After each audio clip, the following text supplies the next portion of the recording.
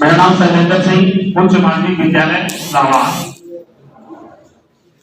ये भारत का स्वाधीनता आंदोलन में क्रांतिकारियों का योगदान। तो ज्यादा समय न लेते हुए मैं केवल आपको अपने राहुल कौन से कांड हुए, क्योंकि इतिहास कांड होता है तभी हम लोग को आजादी मिली।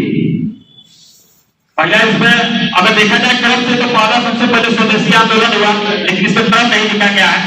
स्वदेशी आंदोलन हुआ, उसके बाद जलियांवाला बाग हत्याकांड हुआ, चौरी चौरा हुआ, काकोरी कांड हुआ, लाहौर कांड हुआ, दांडी यात्रा हुआ, मेरा सहयोग आंदोलन हुआ, साइमन कमीशन हुआ, व्यक्तिगत सत्याग्रह हुआ और सबसे लास्ट में हुआ भारत छोड़ो आंदोलन। इसके बाद हमें आजादी मिली। तो मैं थोड़ा सा ये जलियांवाला बाग हत्याकांड पर मैं आप लोगों का मार्गदर्शन कर दूं। जब भारत में अंग्रेज आए थे तो अपने मन से ही किसी को पकड़ लेते थे, किसी के साथ कोई व्यवहार कर लेते थे। क्यों? क्योंकि हम ज्यादा पढ़े लिखे नहीं, उनसे ज्यादा पढ़े लिखे नहीं थे। ऐसे भारत में तो बहुत ज्यादा पढ़ाई तो पहले से ही थी, लेकिन हमको अंग्रेजों से हम कम पढ़े लिखे थे और हमारे पास उतनी टेक्नोलॉजी नहीं थी उसमें पढ़ने के लिए, क्योंकि हम लोग ताम्र पत्र पर लिखे हुए बातों को पढ़ते थे। अंग्रेज आए तो प्रिंटिंग में आए, लेकिन जब युवा वर्ग आया भारत में तो थोड़ा सा पीछे जाइए 1897 जब दक्षिण अमेरिका में प्लेग फैला हुआ था। प्लेग जब फैला तो वहां पर प्लेग अधिकारी की हत्या चापेकर को उन्होंने कर दिया। यहीं से शुरुआत हुआ किसी अंग्रेज को मारने का। और भारत में पहली हत्या हुई थी किसी यूरोपियन की, प्लेग अधिकारी का रेड और एमर। अब अंग्रेजों को लगा कि भारतीयों के अंदर इतनी हिम्मत कहां से आ गई कि वो लोग अंग्रेजों की हत्या करने लगे। अब इसी का सब छुपके जांच करते थे तो पता चला कि एक बलवंत भटके हैं, उन्होंने रामौसी सभा बनाई है। वही क्रांतिकारियों के अंदर जोश भरते हैं कि आखिर में हम लोग कब तक टिकाएंगे, क्योंकि क्रिया का प्रतिक्रिया होना चाहिए।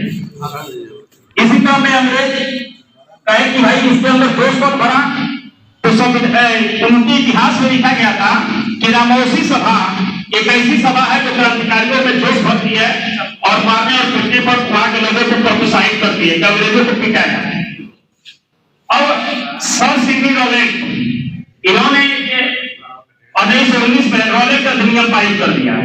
तो जब रॉलेट का अधिनियम आया तो उस टाइम महात्मा गांधी वकील थे, कहे कि भाई ये अधिनियम बेकार है। क्यों? क्योंकि इस अधिनियम में बिना किसी व्यक्ति को बिना दलील के बिना अपील के उसको गिरफ्तार कर लिया जाता था। अब इससे हमारे मौलिक अधिकार का हनन हो रहा है। महात्मा गांधी ने इसका विरोध किया। अब जितने भी लोग थे पूरे भारत में भी इसका विरोध हुआ, पंजाब में कुछ ज्यादा ही विरोध हुआ। अंग्रेजों ने वहां के दो लोकप्रिय नेता डॉक्टर सत्यपाल और डॉक्टर सैफुद्दीन किचलू को गिरफ्तार कर लिया। अब पंजाब के चूंकि लोकप्रिय नेता थे, कुछ बोले भी नहीं थे, फिर भी उनको गिरफ्तार किया गया। तो अमृतसर के जलियांवाला बाग में सारे लोग अपना बैसाखी के दिन सब लोग बैठे शांतिपूर्ण वहां पर आंदोलन हो रहा था। ये बात अंग्रेजों को नहीं पड़ी।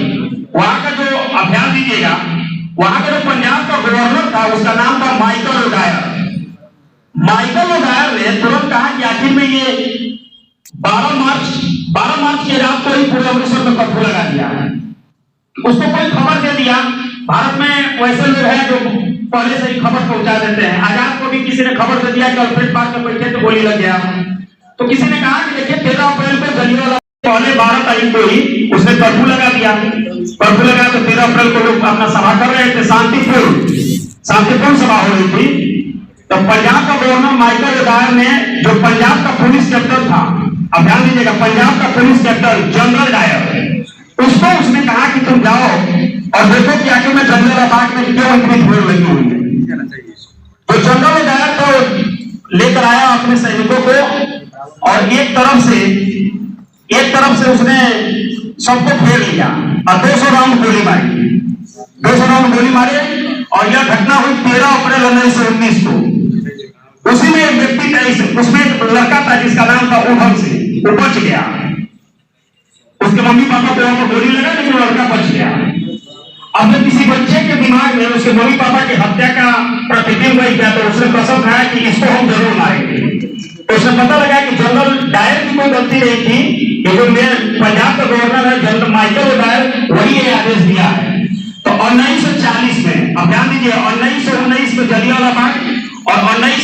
जिसमें वो जो लड़का 21 साल 20 साल इधर और 39 साल का हो गया तो पहुंचता है लंदन। जब लंदन पहुंचता है तो माइकल ओडायर के चेंबर में जाता है और कहता है कि याद करो तुमने 1919 में हमारे माता पिता को जलियांवाला बाग में मारा था। फिर उसके बाद वो चोरी छुपे अपना बंदूक लेकर जाता है। लिखा है कि वो जूते में बंदूक लेकर जाता था, कुछ किताबों में लिखा है वो किताब में छुपा कर लेकर गया था और वहीं पर उसने माइकल ओडायर की हत्या कर दी। फिर उसे गिरफ्तार किया गया और लंदन के कैक्सटन हॉल में ले जाया गया फांसी देने के लिए। अब अंग्रेजों ने पूछा कि तुम्हारा नाम क्या है, तो उसने नाम अपना बताया, राम मोहम्मद सिंह आजाद। अब अंग्रेजों को लगा कि भारत में ये कौन ऐसा व्यक्ति आ गया है जिसका नाम राम भी है, मोहम्मद भी है, सिंह भी है और आजाद भी है, जबकि भारत में हिंदू और मुस्लिम ही है। या तो इसका नाम राम हो सकता है या तो मोहम्मद ही हो सकता है। तो फांसी देने से पहले उसे पूछा क्या कि तुम्हारा नाम क्या है, तो नाम बताया तो कहा कि तुमने सामूहिक रूप से 1919 में जलियांवाला बाग लोगों को सामूहिक रूप से हत्या की थी और मैंने इसी का बदला सामूहिक रूप से लिया हूं कि कोई ये न कहे कि कोई हिंदू मारा और कोई मुसलमान मारा। धन्यवाद।